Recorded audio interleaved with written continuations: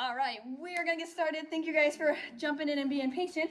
I wanted to gather and have a meeting in person because the messenger group is great, but to get like a good bulk of information is better to gather and meet together as a team. And team is another reason I wanted for us to get together, because sometimes in kids ministry, it can feel like we're on an island, all on our own in our little classroom, and I wanted you guys to see each other. We are a team. We all work together. We all have a part to play. If you think about in football, each person has a specific role. They look like one team, but there's a quarterback, there's a cornerback, there's a front end, I don't know all the positions, all the different positions, and each position knows their role. And so when their role, I think this is the right thing for a cornerback. The cornerback is protecting the quarterback, and they know they got to block that person that's trying to get the quarterback, and they may just do their job. The team may lose the game, but they won their role because they fulfilled their role successfully. And I want you guys to feel that way every Sunday morning, that you step in the classroom, you're part of a team, and your role is important for the whole team to have a win. So we're going to jump in quick and just review our mission. You guys probably, our vision, you probably know this by heart because I say it all the time. But on a Sunday morning, we want kids to come in here and experience God's love, God's truth, and His empowerment at a level that's appropriate for them in a safe and loving environment. The last part is really important because if a kid doesn't feel safe, you can tell them about God's truth, but they're not going to receive it because they don't feel safe. They don't feel loved or cared for. They're not going to receive those top three things. So what do you guys think? How do we show God's love, truth, and empowerment in the classroom? This is for you guys. Feedback. One thing is remembering their names. Remembering their names. How powerful is that? Yes. I say that because I'm having a hard time with that. Maybe showing patience. Showing patience. Yes. And when you're talking to little ones, get down at their level, so you can make eye contact. That's so key, being at their level, not towering over them. Awesome. Other thoughts? Listening to them. When we are sharing the Bible stories with passion from our heart, where they're learning that God's truth is living and active, because it's living and active in you. One of the biggest ways that kids in preschool learn these things is modeling. If you do it, they can see it and they can receive it. So one of your guys' wins every Sunday, if you have the worst Sunday, but you kept your love on, you've won. You had a win, and our ministry had a win. Those kids may have seen chaos and other things, but they've seen somebody generally walking with the love of God, and that's a win. So, speaking of wins, hey guys, come on in. Sneak on in. There's a couple chairs back there and a couple up here. I have a win I wanted to share with you guys that hopefully this link works. I want you guys to watch.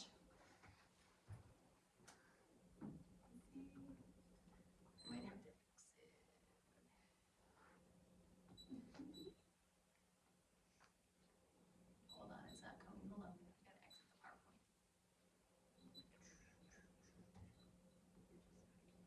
All right, can you guys see this? I don't know if I can make it big or not. Clever can be trusted, and fearless can also be trusted, but not wow. Luke I'll do it from the beginning. 16:10. Clever can be trusted, and fearless can also be trusted, but not wow. Luke. There we go. I wanted to show you guys that. Trinity, this Sunday, not Sunday, what day was it? Maybe it was Monday. Was it Monday that I recorded that? I had her little take-home sheet, and I was asking her questions, and she was able just to say the whole memory verse. And I wanted to record it for you guys to show you, because that wasn't me. That was you guys. That was our team pouring into her. And I am forever grateful for that. You guys are the ones who helped her with that. You're the ones who modeled it and demonstrated on a Sunday morning that she could do it with love and passion and excitement. So you guys, those are some wins. I wanted to talk about for you guys, what are some other wins you guys have experienced in the classroom? I can share. So I'm new to the 2s and 3s. I've only done it a couple of times on my own and once as a shadow. But I've actually been kind of amazed because you don't really expect too much of the kids right out of that nursery level, especially the ones who are like just inches out of that nursery level, right? But when I sit down and I do the videos and things, you can tell that it is absorbing week over week, because one week they'll have, you know, maybe one thing that they'll repeat actively, and then the next they're kind of starting to put the little pieces together. And even at the 2s and 3s, they're doing exactly what we saw there in their own little, you know, jumbled up way. But it's really cute, and it does work. Catherine, even my daughter, who's in the 2s and 3s, when we're at home, and if I ask her the things on the take-home sheet, she'll do the little exercises with me or the hand motions, and so it does work, and it is impactful, Right, even for the really little kiddos. right, absolutely. Other wins you guys have seen?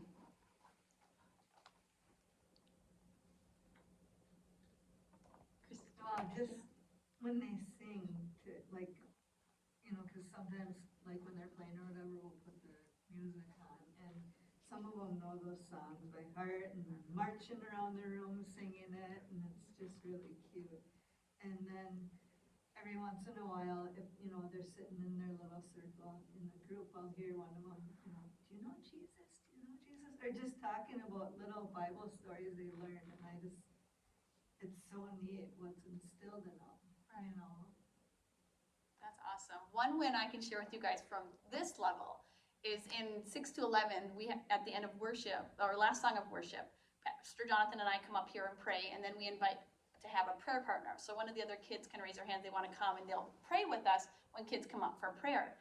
And even kids that are brand new coming up, they're not afraid to come up and pray. And that's because in the classrooms, your guys' classrooms, you guys are praying together, and they're not afraid to pray for others. So that's a huge win on my side that I can see. Sometimes, guys, a huge win is you've kept everybody safe. Some Sundays, it's just going to be like, nobody got hurt this Sunday. That is a win, and you can be excited for it, because there's not going to be, every Sunday is not going to be perfect. But if we all, That's a win for me, keeping everyone not hurt. Yep, everyone came in, didn't get hurt, and they left with the right family, right parent, you know, that's a win.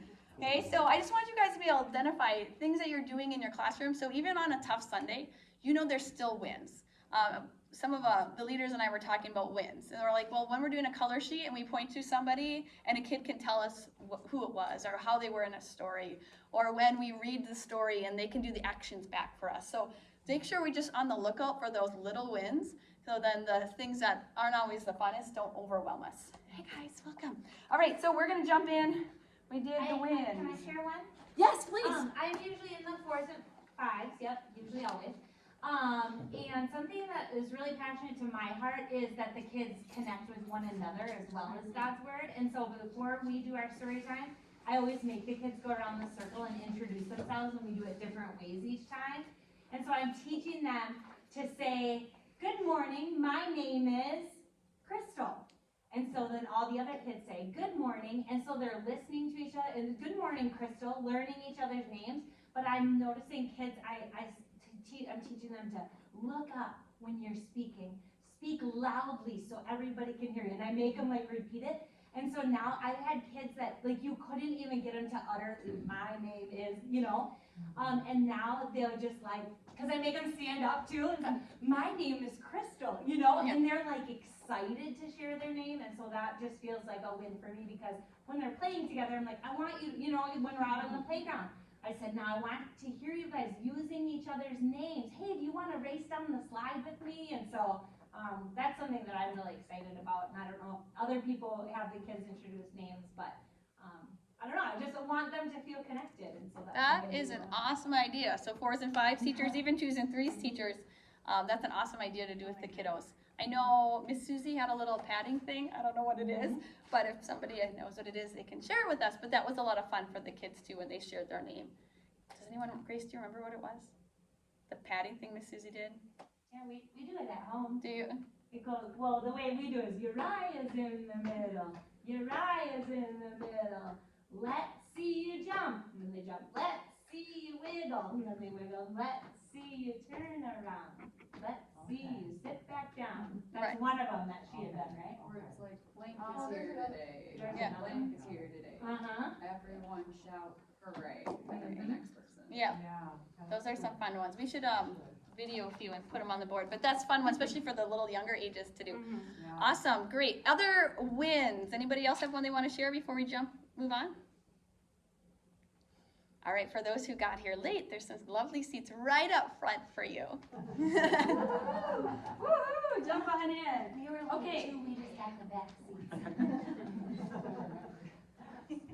They weren't the late ones. All right, guys, so in December, I was praying and asking God, how can our kids ministry grow this year? How can we grow and be more effective in God's love and God's truth and God's empowerment and having a safe environment? And God led me to Exodus. Get the right thing here. 18:21. In Deuteronomy, I'm too far. Let me set this up for you. Many of you guys know this scene. This is Moses. He's in the desert with all of the Israelites, and he is the only one judging. So he's sitting every day in the judging, and he's doing all the judging. His father-in-law comes to visit him and gives him some advice. 18, what did they say? 21? I think. Okay. So he says, this is not good. This is going back to 17. This is not good, Moses, father-in-law exclaimed. You are going to wear yourself out, and the people too. This job is too heavy of a burden for you to handle all by yourself. Now listen to me and give me your word of advice, and may God be with you. You should continue to be the people's representative before God, bringing their disputes to him. Teach them God's decrees and give them his instructions. Show them how to conduct their lives, but select from all the people some capable, honest men who fear God and hate bribes. Appoint them as leaders over groups of 1,000, 150, and 10. They should be able to, they should always be available to solve the people's common disputes, but have them bring the major causes to you. And when God said that, he said, you're trying to do too much, Becky. You're over this big thing, and you're trying to manage them all. And he kind of showed it to me at Christmas. I made little treats for every teacher. Well, I made over 50 treat bags. He's like, you have over 50 people that you're trying to pour into and lead. He's like, you need to break it down. If you want this ministry to grow, if you want your leaders to grow, you need to have leaders under you that are pouring in to your team also. So with that, God, and through prayer and talking to different children ministry leaders in this area, we came up with a plan, God, just talking with people, to create a new leadership team, new leadership level in the kids ministry. So, drum roll please. Our new leadership level is our team leaders. Woohoo! Our team leaders are Grace in the back. Woohoo! Allison. Yeah. Andrea. Woo! And Alicia. Woo! All right, guys. These team leaders are your new best friends. Okay? They're really there each Sunday to serve you. That is their main goal in the Sunday mornings, is to make each Sunday morning a win for the team, to help us make it a win. And so the way it's going to work is each Sunday there's going to be one team leader on. They'll have these lovely little lanyards that I made. This is yours, actually. Okay, so they'll have a lanyard so you can identify who is your team leader. But the team leaders are there. They're going to help welcome new families. Sometimes you have lots of new families and they have kids and they're trying to get to their rooms. So just having somebody that's designated to help them get their kids to the right place is going to help our visitors feel more at ease, that there's order and they know where to go and they're being paid attention to, that they're not just kind of lost. So that's one of their jobs. Another job that's going to be so helpful is they're really there to help you guys with any kids that are having a hard time transitioning in the classroom. You know that one that the parent sets in, and as soon as they set in, they're screaming and wailing. And here you're trying to calm this child down, and other people are dropping kids off, and you're not able to connect with the parent. So the team leader is there to help with that kid that is just screaming and wailing or having a hard time, that they can have that one-on-one with them to get them calmed down and acclimated to the classroom, where you as a teacher can still welcome in the kids. You can still manage the rest of the classroom and what's going on. Another thing that they're there for is, hey, we're done with playtime, and we're gonna transition to teaching time, but little Tommy does not want to stop playing. And here you're trying to spend all your time getting Tommy to the sitting time, and he's not listening. So the team leaders are there to jump in, and they're gonna help get Tommy into place, into the right mode where you can keep going with the rest of the class. So the classroom doesn't just have to pause for students that are children that aren't, acclimating to the next thing very well. Let's see, what are some of your guys' other things you guys do? You check in on them, make sure they're just there for you guys. They check in on, make sure all the teachers are in their classrooms. If you guys have questions, if you have needs. What else did I throw up here? Bathroom time, outside time. They're here to help you guys. When you're going to the bathroom with a bunch of kids, they're going to be floating in the hallway unless they're needed in a classroom. They'll be in that classroom. But otherwise, they're just peek your head out. You can catch them. And we also, I haven't charged them. We got these. For the easiest way for you, like you have a kid melting down and you need some help right now, you will have a nice little radio in your room. I haven't charged them up. So you'll have a radio, they'll have a radio, and you can easily just radio them, hey, I need some assistance in 4s and 5s. But do we get fun call signs? Fun call signs. Tell me, what do you mean by that? Like, this is bald eagle too. Yes. Yes, you can do whatever you want. Tiger Princess over. The eagle has landed. And he's going crazy. Let's see. Just kidding, anyway. Oh, another big thing that our team leaders will do is when we have new volunteers jumping into the classroom for the first time, they're going to try to stay in that classroom unless they're needed in other classrooms to help you make sure it goes smooth, that you know what what you're doing. They're not going to teach it. You're going to teach it, but they're going to be there for you to ask questions, to help lead and learn from. And then also if they're in the classroom and they see there's like a training need that needs to happen, that you don't know how to do something, then they can help you learn how to do something or help to bring it up as the team, like, hey, we have this need. Every teacher's doing this different. Let's come up with a common solution. So that will be very helpful with our team leaders. Let's give them a round of applause. Woo! We're excited. Before we jump from here, is there any questions you guys have on this? You guys can think about it. We're going to ask questions at the end too, but I just want to make sure like everyone kind of fully grasps it. Yeah. Awesome. All right. That was one of the huge announcements because that's really, really hard to put over a Facebook message. This is what's happening. Another thing they're going to do with the summer is they might close classrooms. They're going to make that decision for you guys, so you're not wandering around, well, I have 2 kids, should I keep the classroom open or not? So they'll be able to help make those decisions and all that jazz. All right. Awesome. We're doing good on time, you guys. Oh, let's talk about it. Name tags. Surprised nobody walked out of the room. This is a fun issue, right? It's kind of been attention lately about, do we make sure kids have name tags? Are we collecting security tags? Well, if you guys remember, part of our vision is that the kids are in a safe environment. And I know we know so many of these kids, so it seems redundant. But if you think about it, if you do this security system, you check the name tags for that one visitor. For that one visitor that maybe would have came in and would have been totally turned off because they didn't feel like their kid was safe. They're just letting anybody pick up kids. Kids are going in and out. Because you don't know, when you just let this kid go, the person behind you doesn't know that's your friend and that you know that that's their kid, especially if they're a visitor. And it can make them feel really insecure and not safe about their kids in that environment. So some of the resolutions we've come up with for the name tag system is we're asking the check-in people to make sure that the parents' names are on the name tag. So that way, if a parent comes to pick up and they don't have their security tag, you can verify the name on the name tag, kind of thing. Especially, you guys might not know everybody's name, especially some of you guys, you may not know everybody's name, so they don't have a security ticket. Then you can say, well, what's your first and last name? And if it's the same as the name tag, then you can release them, especially if you've seen them bring the kid, then you can release them. But you can only do that for parents. If anybody else, a sibling, a grandparent, anybody else tries to pick up a kid, they have to have the security tag. No questions. Like, they will not leave the room without the security tag. Yes? Do we have a way to put like both parents' names on the tag? There should be. It should be Alicia and, I know it's right now, it's just me. oh, okay, it is. It should be both parents. You know, Alicia and Doug Okay. on the tag. Yep, it's in a simple line. Check-in knows how to do it. They add it. It says special instruction line, so you just add the parent's name in the special instruction line, okay? So if you notice a kid doesn't have a parent's name, you can tell them, hey, when you check in next time, make sure you have your name added to it.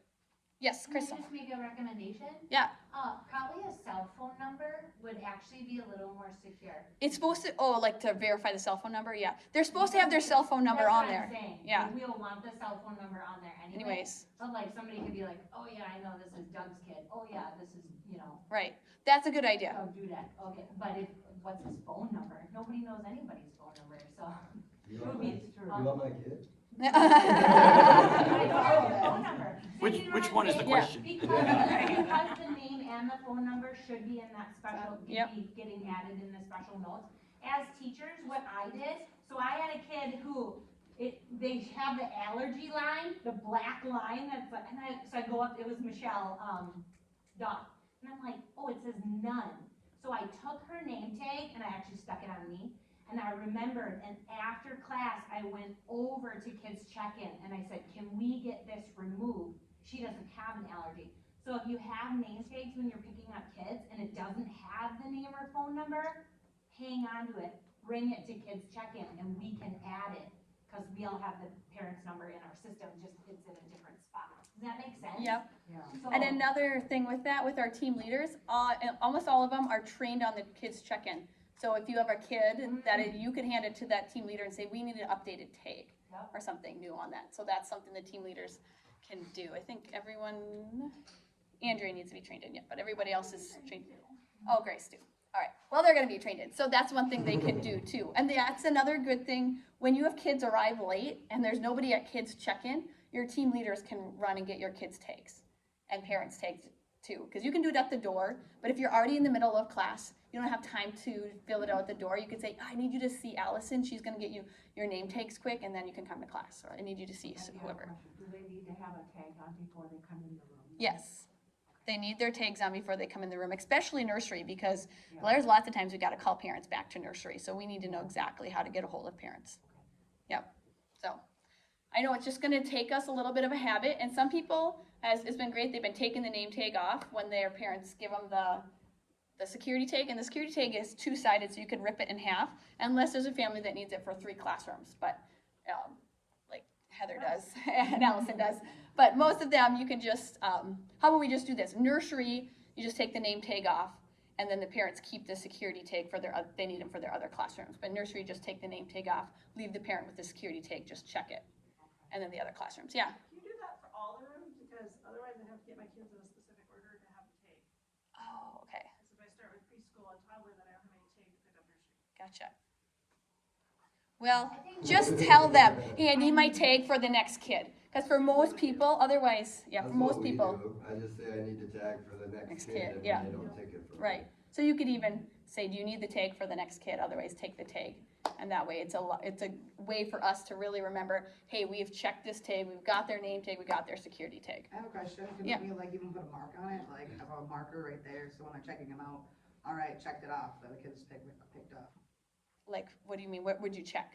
Just the tag in general. Oh, okay, I just throw it away, but what do you Well, do? like with if it? they have extra kids.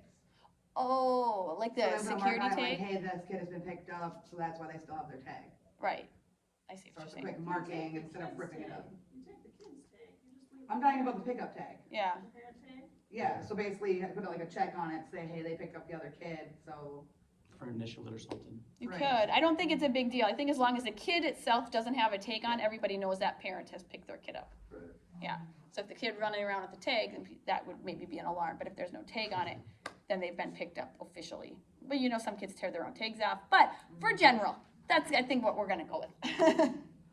Nothing's a perfect system. We just gotta keep rolling and growing with it, and we'll go from there. Okay, I think that's the biggest thing right here. I know, I'm just saying this because we did have it a couple sentences ago where a non-parent picked up a kid without a security tag, is we just wanna make sure that non-parents, siblings, I know it seems like I should still give them to siblings, but not every parent wants their kids, their siblings picking up their kids, because they'll pick them up and run off, and nobody's actually watching the younger siblings, and they're just running amok. So make sure, unless they have the security tag, it's a parent.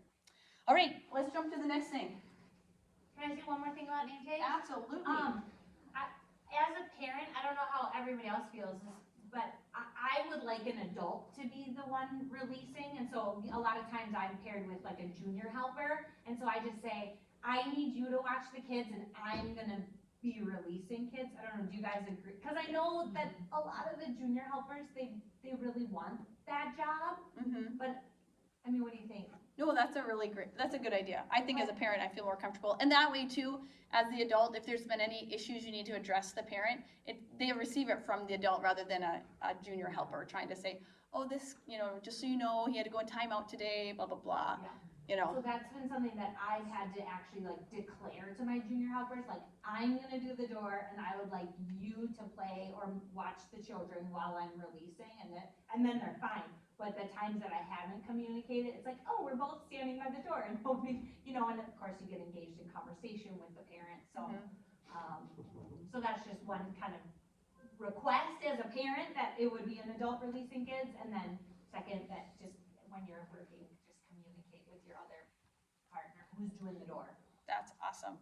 Awesome. And that is one thing, teachers, a lot of our junior helpers, they need guidance. So if you're just thinking like, oh, they're going to know what to do, they're probably not going to know what to do. So make sure that they're not going to be offended if you tell them, hey, I need you to go do this, or please do this.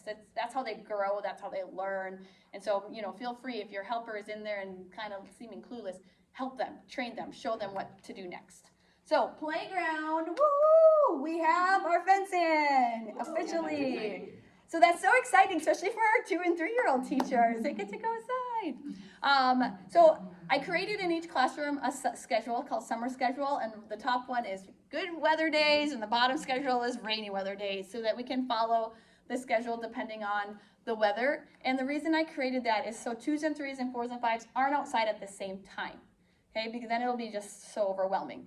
And so they each have their own time, and 6 to 11 are all out there on their own time. The key is, though, that we actually do follow the schedule to the best of our ability. So really try to either put an alarm on your phone or something at first to try to get you in that schedule, especially for that outside time, that you are actually using that scheduled outside time for the outside time. And our team leaders are there to really help, too, with that outside time, to have extra eyes and extra hands if needed, especially with some of these runners that we have.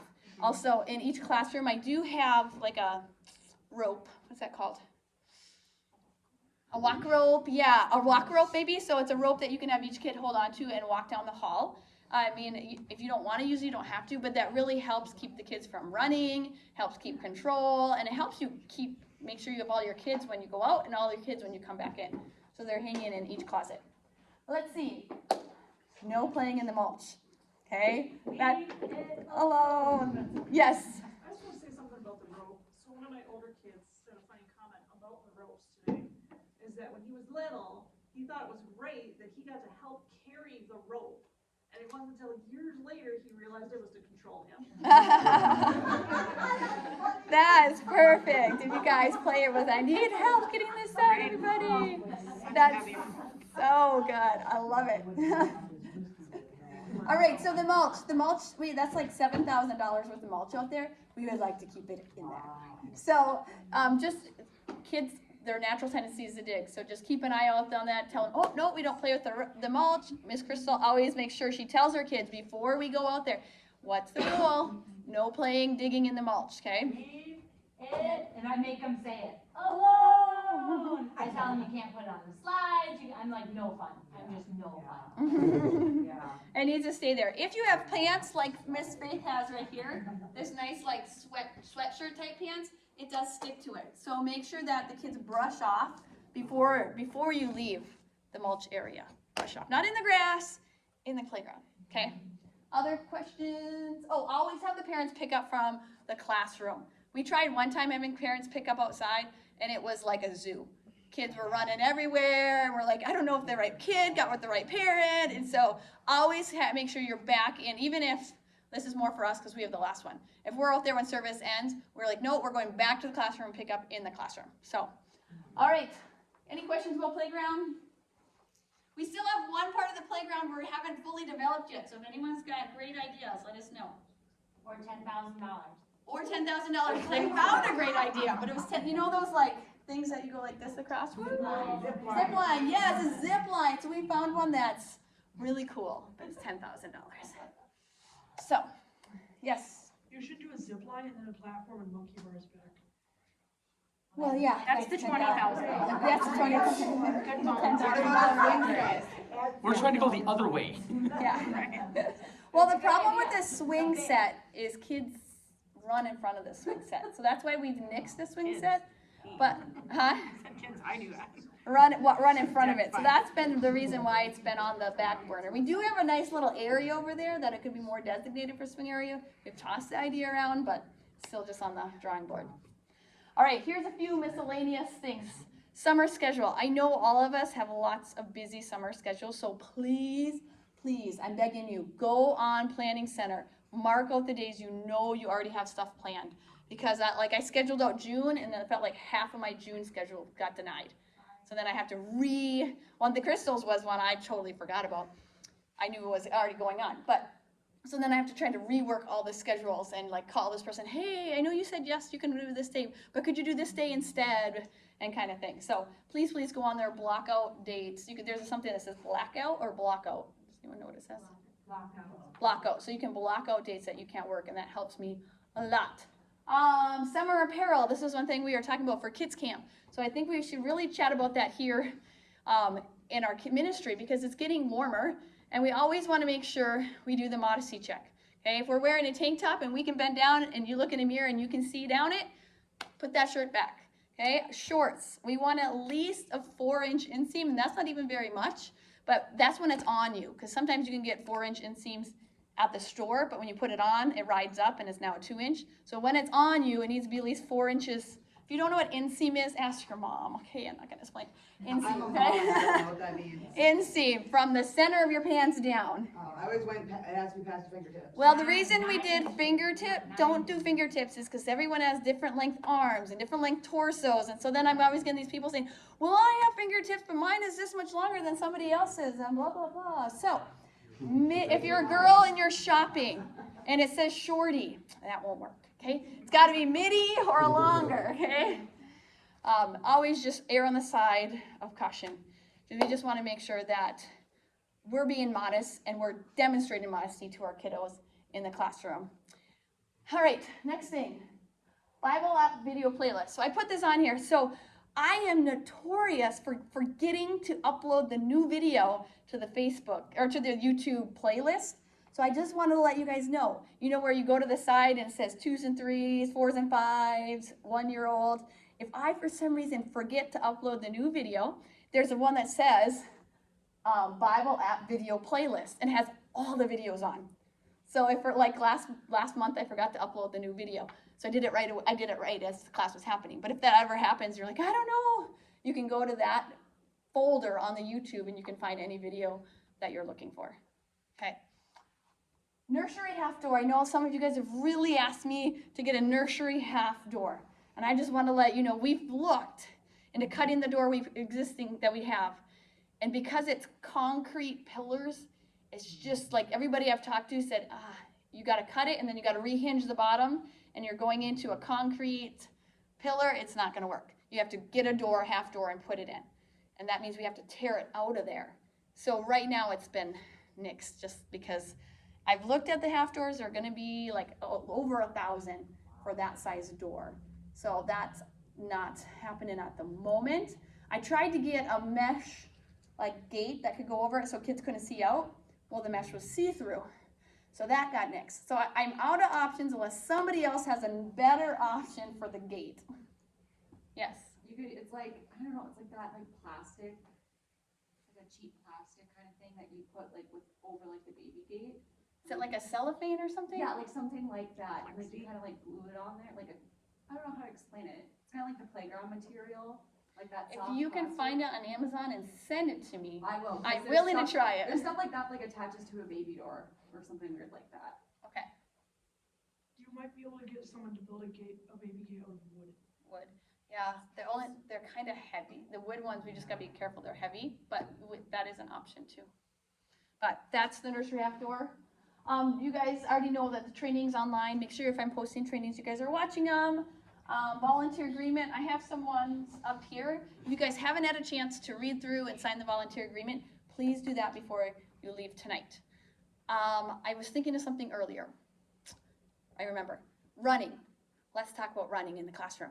Okay, now that we have the outdoor playground, it would be much nicer in the classrooms if we just keep the classrooms calmer. Because running, they're just gonna have injury. So I know some of the young boys love to run, but we're just like, one of these days they're gonna run into somebody, they're gonna fall down, we're gonna end up in the emergency room. So in the classrooms, let's try to keep it calm. Let's try to keep the running. Just say, hey, we're not gonna run in the classrooms, but let's go play basketball. Let's throw the ball around. Let's do something active without chasing around. Now, if you guys are playing duck, duck, goose in a controlled environment, that's different. But it's just when it's free time and playtime, we have kids everywhere, that running can cause havoc and injury. All right, good. Other thing I want to talk about is suckers. So like some people are like, do we give suckers? Do we not give suckers? And the one thing that helps us have a loving, safe environment is consistency. So we decided that to have consistency, we're going to offer suckers every week, or fruit leathers, because we have that option because some parents don't want suckers. Now, if there's children that are having behavior issues, you can also use that and say, hey, this is your warning. If you hit Tommy again, you're not going to get a sucker when you leave, kind of thing. So we can use that. But if they don't get a sucker, you need to make sure that you're telling the parents why they didn't get a sucker this week. So that's a big, if they've gotten to that point where they're not getting a sucker, parents need to know about the behavior issues. And actually, if they're at the point where you're like, I'm not giving this child a sucker, you need to call a team leader in, and they need to help, like either bring that child to their parent at that moment, because that's the only way the parent's gonna know stuff is happening in the classroom. That's another, we did talk about in our team leader meeting, what do we do with behavior issues? And in the 4s and 5s, I don't know if we have it in 2s, 3s, we have like a disciplinary policy. And we do really want you guys to try to follow that policy. But if you're in the middle of teaching, that's why we have these team leaders. They can come in and help with that disciplinary policy. And if it's not going right, we're gonna call parents in. Because parents need to know what's happening in the classroom. If consistently every week this kid is having meltdowns, we need to partner with them to see like, hey, how can we make this go smooth for your kid and for the classroom? All right. Your guys' time. Questions, comments, like suggestions. This is your time. Tell us thoughts. All good things though, like all good things. Make it a hero sandwich, okay? This. Any thoughts, ways we can improve? I have a question about the nursery, like if somebody is crying, I mean, I've heard we gotta keep the door open, we shut it, it's so many minutes of. Oh my goodness. Right, that's a great question. So for the nursery, because we have that side window, you can shut the door. I know that some people like to keep it open, some teachers like to, so I give you the freedom. Shut that door. If a parent really needs to see in, they can peek around the corner into that window. And then the crying rule is 10 minutes. If they cry past 10 minutes, you get a parent, unless a parent says something different. They're like, I don't want them to cry for more than 5 minutes. Or if a parent says they're gonna cry, but they're gonna eventually calm down, don't come get me. And it may take 12, 15 minutes, but then they won't calm down. So our rule is 10 unless the parent asks for something different. Should they make like a little sign that they can put on the door if they do a closed door time to like tell parents? If you wanna see, like peek around the side or something like that. That way Especially it's, new families Yeah. who would come to look at their yeah, child. because they might feel a little awkward just busting on in and being like, eh. Right, okay. I'll try to make one. It's just If- we have just so like a many other line. signs, it's hard to like hang another sign out there. I don't Yeah. know how exactly to hang it. I have to look at it. It's also hard sometimes when the parents are always peeking in, Yeah. because as soon as that kid sees that parent, oh my goodness, Yeah. just start over. Yeah. So we gotta try to be like, all right, if like we don't come get you, try not to check on your kid Yeah. as much, especially if they're like, if it's your first, second time, I understand it. But if you're like a regular occur, like you gotta have some trust in us, because that's making it harder on us, you checking in every 5 Right. seconds with us. And that's where having a team leader is actually gonna help Yep. come in, because that team leader will be that person's go-to also, like if their kid is having a hard time, well, we're gonna help, hey, we're gonna really try to work on your kiddo. I'm gonna come get you Yep. if they're crying past 10 minutes. It's gonna be okay. So then they kind of have that Yeah. reassurance. Okay, somebody is gonna come get me. If they don't come get me, then I can just relax and enjoy class You kind can of make like thing. a little door tag if you wanted to stand out from the other ones. Oh, Like like the do not you just- disturb from like a hotel. Yep, You just pop it on there and then Yep. that way it's like kind of one of those like, oh, yep, that's a good it's idea. tied to the hang it on. action. Yep. That was the other thing. All the other classrooms too. Once you guys start, I encourage you to shut the doors, because that's going to keep your environment quiet and controlled. And then the team leaders, they're not going to be busting in and out all the time, unless like for the 4s and 5s, they can just peek in and you can give each other a thumbs up. But because we have the radio, if you need them, you can radio them at any time. The only one they're probably peek in on is 2s and 3s, because once you're doing classroom time, they can't see you. So they may peek in on the 2s and 3s just to make sure things are going okay. And that actually, the last time, it worked really well. Grace was having TV issues, so she's around the corner and the TV won't load, and Allison happens to peek in just to make sure things are going well, and Grace needed her assistance at that time. So we didn't have walkie-talkies then, but so they will be peeking in. Any other suggestions that could make it go smoother, calmer? All right, well, this is gonna end, yes, or Joshua. I noticed that the 2s and 3s TV has not been working well, or not so it's been it will load and it will stop. Yeah, and it will stop in the middle and you can't get anything done. So when I was in there, we just went to the 4s and 5s. on that one, so on the 2s and 3s, the best route is to try turning the TV off and turning it back on and letting it reload, or exiting YouTube and trying to go back into YouTube. We're not sure if it's the TV issue, because the internet's working everywhere else in the building. So we're not really sure if it's just the TV or an internet glitch in that room. But yeah, we are kind of aware of that and trying to piece together what's actually happening in that classroom. Or if it's just at that moment, internet's being used everywhere and that's the last one to get on the internet, so it's not running very well. All right, any other ones? Yes, Heather? You said trainings online. I have no idea what you're talking about. Okay, so that's good. So I have our mission statement training, and then I just have our Okay. volunteer agreement training. So those ones I sent out in, Videos? there's 2 videos, yep. I know what you're talking about now. Yep, and then I am gonna redo the preschool and 2s and 3s like curriculum training, when I don't have so much going on. But I'm gonna redo those, so those will be up to date. But I just wanna say, be aware, like I posted on the messenger page when I have updated trainings that are happening. Okay, so one of the things we always talk about is consistency. And I know everybody has their own flavor of teaching, which is great. You guys, some people like to sit at the table, some like to sit at the ruck, some like to sit other places, which is awesome. But the main thing we want is that schedule and the things happening. So I have actually got some reports from helpers, this teacher didn't do the curriculum at all today. And you're just like, what? No, they didn't do anything. No, we just played the whole time. You're like, okay, that's not good, because then what happens is the next week when the teacher jumps in and tries to do the teaching, and Tommy's like, I just want to play all the time. I did last week. Why do I have to sit and listen to the story this week? So we want to make sure that there's consistency. So for this last part of the training, what we're going to do is we're going to break into our rooms we're normally at. So if you're normally in 4s and 5s, you're going to head in there, and Allison and Andrea are going to do a mock lesson, just flow through with you guys. Hey, this is what it looks like again, just to kind of a reminder, and you guys can kind of bounce back ideas back and forth. Hey, I do it this way and it works really well, and you guys can kind of go back and forth and just walk through what that looks like. 1 second. And if you're in both, just pick one, okay? If you're in 2s and 3s or nursery, we're going to be heading into 2s and 3s. All right? All right, and then afterwards, when you guys are done with your classrooms, you guys are dismissed, but you're dismissed to come back in here. We have lovely desserts for you guys, and then make sure we grab t-shirts. All right? Thank you.